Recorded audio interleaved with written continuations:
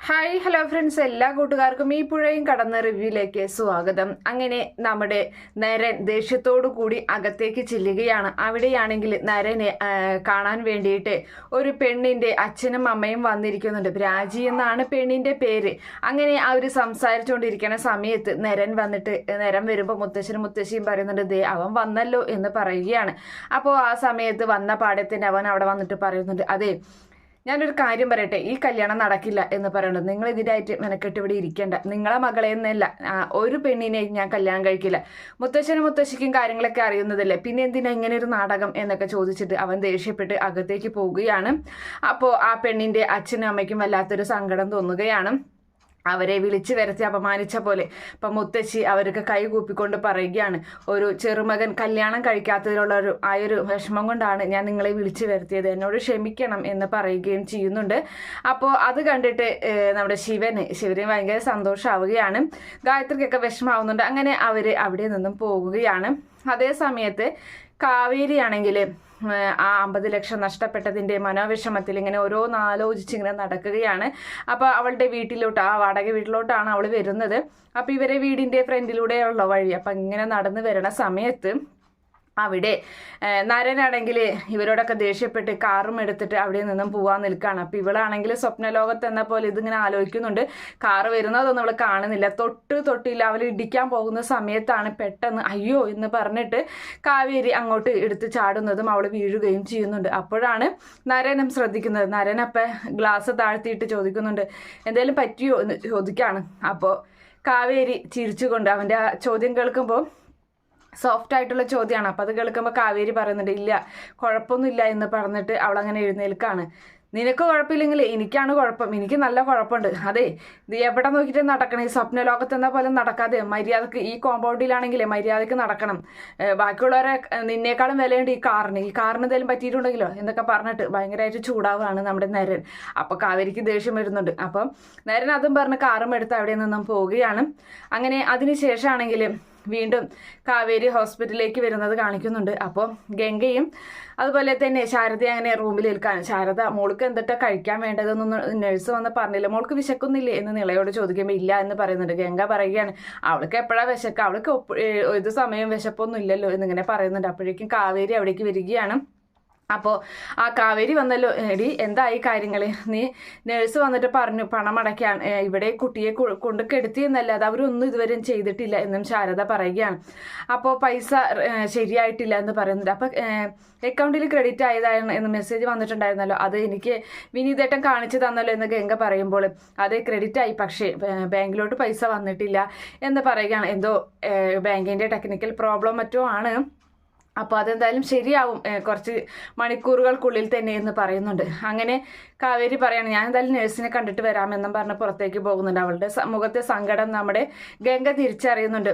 അപ്പോൾ ശാരദ വിചാരിക്കുന്നത് ഡോക്ടർ അവളോട് എന്തോ പറഞ്ഞിട്ടുണ്ട് നിളയെ പറ്റിയിട്ട്, അതുകൊണ്ടാണ് അവൾക്ക് വിഷമം എന്നാണ് ശാരദ വിചാരിക്കുന്നത്. ഗംഗയാണെങ്കിൽ ഇപ്പോൾ വരാമേന്ന് പറഞ്ഞ് പുറത്തേക്ക് പോകുന്നുണ്ട്. അപ്പോൾ അവളുടെ പുറകെ ചെന്നിട്ട് കാവേരി എന്ന് വിളിക്കുകയാണ്. ഗംഗ ചോദിക്കുന്നുണ്ട്, എന്താ മോളെ നിനക്ക് എന്താ പറ്റിയത്, എന്തെങ്കിലും വിഷമമുണ്ടോ, കാര്യം പറയുമെന്ന് പറയുമ്പോൾ ഇല്ലേ ചേച്ചി, അപ്പം പൈസ ഒക്കെ ഞാൻ റെഡിയാക്കിക്കൊണ്ട് ചേച്ചി സമാധാനമായിട്ട് റൂമിൽ പോയിരുന്നു, ഞാനൊക്കെ ശരിയാക്കാമെന്ന് പറയുകയും ചെയ്യുന്നുണ്ട്.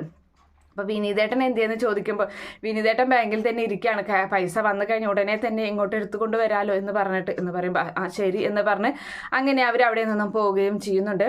അങ്ങനെ അതിനുശേഷമാണെങ്കിൽ നമ്മുടെ വിനീതിനെ തന്നെയാണ് കാണിക്കുന്നത്. വിനീതാണെങ്കിൽ അവൻ്റെ പെങ്ങളുടെ അരികിലേക്കാണ് വന്നിരിക്കുന്നത്.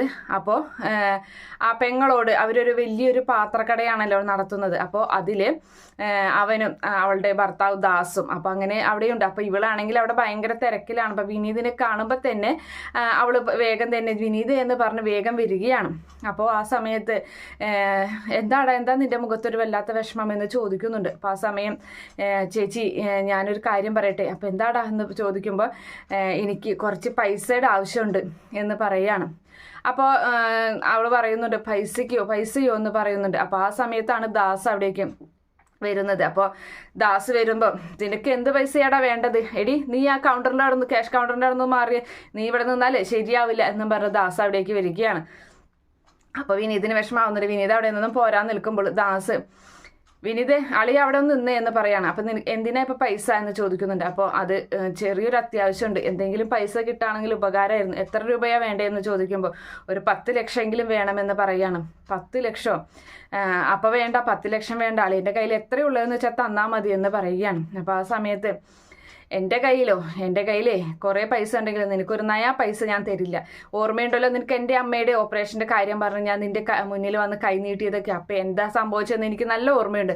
അതുകൊണ്ട് പൈസ ഉണ്ടായാലും ഞാൻ തരില്ല. പിന്നെ നിൻ്റെ ആവശ്യം എന്താണെന്ന് അറിഞ്ഞിട്ട് പൈസ ഇല്ല എന്ന് പറയുന്ന ഒരു സുഖമുണ്ടല്ലോ, അതൊന്ന് വേറെ തന്നെയാണ്. അതിന് വേണ്ടിയിട്ടാണ് ഞാൻ പറഞ്ഞത്, നീ ഇറങ്ങിപ്പോടാ ഇവിടുന്ന് എന്ന് പറയുകയും നമ്മുടെ വിനീത് സങ്കടത്തോടു കൂടി അവിടെ നിന്ന് ഇറങ്ങിപ്പോവുകയും ചെയ്യുന്നുണ്ട്. അപ്പോൾ പെങ്ങളവിടെ നിൽക്കുകയാണ്. അപ്പം പെങ്ങൾ വന്നിട്ട് വിനീത് എവിടെ നിന്ന്, നിനക്ക് എന്താ പൈസയ്ക്ക് ഇത്ര അത്യാവശ്യം? എന്തായാലും നിങ്ങൾ തിരുവനന്തപുരത്തേക്ക് വന്നത് നിങ്ങളുടെ ഓപ്പറേഷന് വേണ്ടിയിട്ടാണ്. ആ ജയപാലിൻ്റെ കയ്യിൽ നിന്ന് 50 ലക്ഷത്തിൻ്റെ ചെക്കും വാങ്ങി വന്നതാണെന്ന് അമ്മ പറയുകയും ചെയ്തു. പിന്നെ നിനക്ക് എന്താ എത്ര പൈസയ്ക്ക് ആവശ്യം എന്നിങ്ങനെ ചോദിക്കുകയാണ്. അപ്പോൾ ആ സമയത്ത് അവൻ പറയുന്നുണ്ട്, ഗീതേച്ചി അതെ ആ തന്ന ചെക്കുണ്ടല്ലോ അത് എൻ്റെ അക്കൗണ്ടിലേക്ക് ഇങ്ങനെ ട്രാൻസ്ഫർ ചെയ്തായിരുന്നു. അങ്ങനെ അവൻ നടന്ന കാര്യങ്ങളൊക്കെ തന്നെ പറയുന്നുണ്ട്. ബാങ്കിൽ നിന്നും പൈസ പോയ കാര്യങ്ങളൊക്കെ തന്നെ പറയുമ്പോൾ ഗീതയ്ക്ക് അത് ഭയങ്കര വിഷമമാണ്. ഗീത പറയുന്നുണ്ട് അയ്യോ എന്ന് പറയുകയാണ്. അപ്പോൾ ആ സമയത്ത് എന്താ ചെയ്യേണ്ടതെന്ന് അറിയില്ല ഗീതേച്ചി. നീളമോളയാണെങ്കിൽ ഹോസ്പിറ്റലിൽ അഡ്മിറ്റ് ചെയ്തിരിക്കുകയാണ്. അപ്പോൾ അത് കേട്ട് ദാസ് അവിടേക്ക് വരുന്നുണ്ട്. ദാസ് എന്താ അവിടെ എന്ന് ചോദിക്കുകയാണ്. അപ്പോൾ എടി ഗീത നീ ഇങ്ങോട്ട് കയറിയടി എന്നിങ്ങനെ പറയുകയും ചെയ്യുന്നുണ്ട് ദാസ്. അപ്പം ആ സമയം വിനീത് പറയാണ്, ഗീതേച്ചി കയറിപ്പൊക്കോ, ഞാൻ കാരണം ഇനി അടുത്തൊരു കുടുംബം കൂടി ഇല്ലാതാവണ്ട, കയറിപ്പൊക്കോ എന്ന് പറഞ്ഞിട്ട് വിനീത് സങ്കടത്തോടു കൂടി അവിടെ നിന്നും ഇറങ്ങി വരികയും ചെയ്യുകയാണ്. അതിനുശേഷമാണെങ്കിൽ ഈ പറയുന്ന കാവേരി ആണെങ്കിൽ നമ്മുടെ നിവിൻ അമ്പലത്തിൽ വന്നിരിക്കുകയാണ്. അമ്പലത്തിൽ വന്നിങ്ങനെ തൊഴുത് മനസ്സ് നിറഞ്ഞങ്ങനെ പ്രാർത്ഥിക്കുന്നുണ്ട്. എന്നിട്ട് പറയുകയാണ്, കാവേരി ഈ ഭാഗത്ത് എവിടെയോ ഉണ്ട് എന്ന് എനിക്കറിയാം. ഈ ഭാഗത്ത് വെച്ചിട്ടാണല്ലോ വിനീതിനെ ഞാൻ കണ്ടത്. എത്രയും വേഗം എനിക്ക് കാവേരിയെ കാണിച്ചു തരണം. എനിക്ക് പറയാനുള്ളതെല്ലാം തന്നെ അവളോട് പറയാനുള്ളൊരു അവസരം എനിക്ക് ഉണ്ടാക്കി തരണം ദേവി എന്നൊക്കെ പറഞ്ഞ് അങ്ങനെ പ്രാർത്ഥിച്ചിട്ട് അവനൊരു തൂണിൻ്റെ മറവിൽ അങ്ങനെ ചെന്ന് ഇരിക്കുകയാണ്. ആ സമയം തന്നെ അവിടേക്ക് കാവേരിയും എത്തുന്നുണ്ട്. കാവേരി പൈസ പോയ ആ സങ്കടം പറയാൻ വേണ്ടിയിട്ടാണ് വന്നിട്ടുള്ളത്.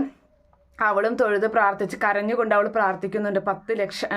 50 ലക്ഷമാണ് നഷ്ടപ്പെട്ടത്. എത്രയോ കഷ്ടപ്പെട്ടിട്ടാണ് ജയപാലിൻ്റെ കയ്യിൽ നിന്ന് ആ പൈസ വാങ്ങിയത്. അത് ഒറ്റയടിക്ക് ഇല്ലാതായി. ഇനി എങ്ങനെ ഇത്രയും സമയത്തിനുള്ളിൽ എനിക്കൊരു പൈസ ഉണ്ടാക്കുമെന്ന് അറിയില്ല. എനിക്ക് അതിനുള്ളൊരു വഴി നീ കാണിച്ചു തരണേ എന്നൊക്കെ പറഞ്ഞ് പ്രാർത്ഥിച്ച് അവളും അതേ തൂണിൻ്റെ ഇപ്പുറത്ത് വന്നിരിക്കുകയാണ്. അതായത് നിവിൻ ഇരിക്കുന്ന തൂണിൻ്റെ ഇപ്പുറത്ത് വന്നിരിക്കുന്നു. എന്തായാലും അവർ പരസ്പരം കണ്ടിട്ടില്ല. അങ്ങനെ അവളാണെങ്കിൽ അവിടെ ഇരുന്ന് കണ്ണുമടച്ച് പ്രാർത്ഥിക്കുകയാണ്. നിവിനാണെങ്കിൽ സങ്കടപ്പെട്ട് അങ്ങനെ ഇരിക്കുകയും ചെയ്യുന്നുണ്ട്.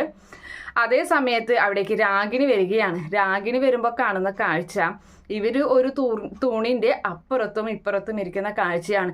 അത് കണ്ട് രാഗിണി എന്തായാലും അങ്ങനെയൊക്കെ ഒരു ഭാഗമാണ് നാളെ ഇന്ന് കാണിക്കാൻ പോകുന്നത്. കാത്തിരുന്ന് കാണാം. ഈ റിവ്യൂ ഇഷ്ടപ്പെടുകയാണെങ്കിൽ ഈ ചാനൽ ഒന്ന് സബ്സ്ക്രൈബ് ചെയ്ത് സപ്പോർട്ട് ചെയ്യണേ. Okay friends, by, thank